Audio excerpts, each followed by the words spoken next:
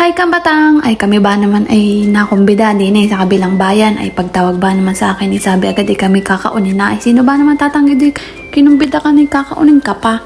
Bago pagdating namin ari agad na sumalubong sa amin ari naikot-ikot naman ako ay di pagkasarap gana rin maigi-igi na naman.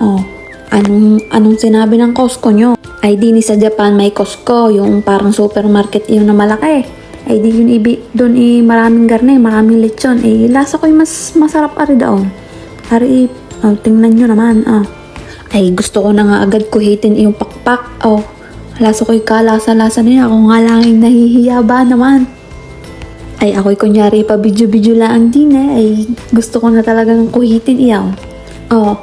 Ayan, dumating na ang aking mga kabatch. Ari mga kabatch ko, kasabay ko aring magparnay din sa Japan. Ay lasa ko, gulat na gulat ari nung makita ako. Gulat na gulat, hindi natutuwang ako yung nakita at baka may kaagaw doon sa manaw. Ay nakita nyo ga naman yung bit-bit na yun. Lasa ko yung mapapalaban din ni mamaya. Ikaw, lahok-lahok. Ako'y nalululan agad. Nakikita ko pala ako'y din nila ako sa pagkain. Din sa manok. Amoy ang inihaw. Ikaw, pagkasarap na rin Ay sadya namang nakakamiss ang garing mga pagkain. Ari ay inihaw na limpo. Tapos bago may salad pa.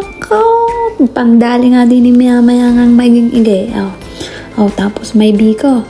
Biko iyan. Sarap ako naglalaway na agad tapos may pansay. Ari masarap. Sadya ka naman. Tapos may lumpia. Ay piniprito pa. Ay hindi pare aring dukutin. Baka mapasa.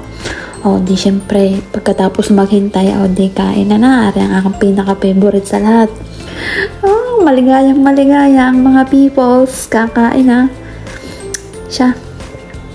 Manood na lang muna kayo. Ako'y nagugutom Kita ko pala pero ari isa dyang masasarap nga. Si Judy. Ay mga diet pero ngayong araw na ito ay hindi muna. Kalimutan na muna diet.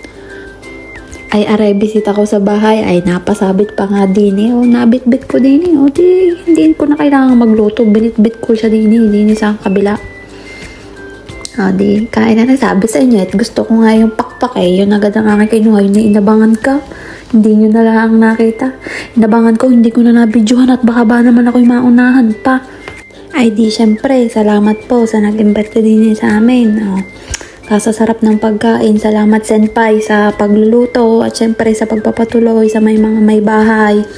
Ay aray nung nagay, kumbaga nung mahabang bakasyon ay minsan lang kami kumbaga namang garning magkaipon-ipon.